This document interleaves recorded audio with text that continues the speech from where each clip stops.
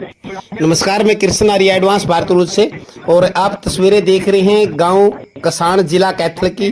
और जो ये लोग खड़े हैं लाइन में, ये सारे के सारे समाज सेवी सतबीर उर्फ जब्बल गांव के ठाणा से हैं, जो उनके स्वागत के लिए खड़े हैं। और ये टूर्नामेंट गांव कसाण में ओपन कबड्डी का टूर्नामेंट है।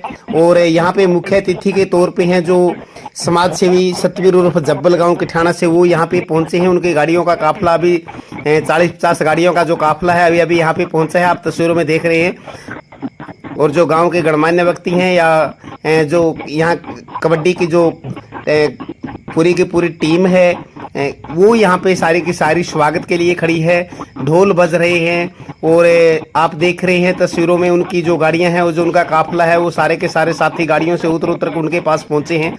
और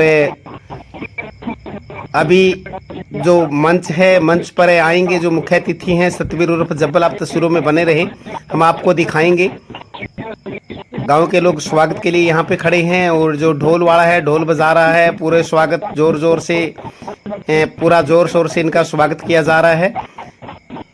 बने रहें आप तस्वीरों में, ये देखते रहें। ये जो ढोल वाला है ढोल बजा रहा है और जो गांव के लोग हैं फूल माला लेकर स्वागत के लिए खड़े हैं।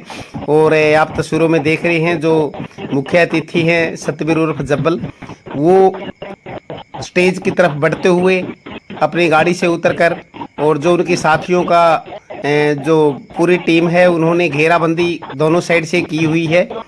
ये देखिए, ये पूरा ये जो गले में ये बैग टांगे हुए, ये दीपा पहलवान कसान से हैं।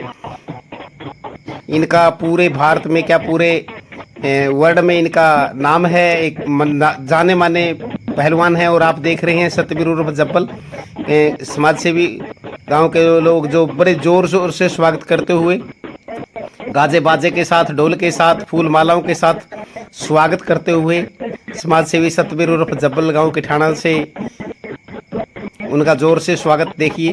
चाहे नौजवान है चाहे बुजुर्ग है, सभी इनका स्वागत करते हुए और मंच की तरफ बढ़ रहे हैं।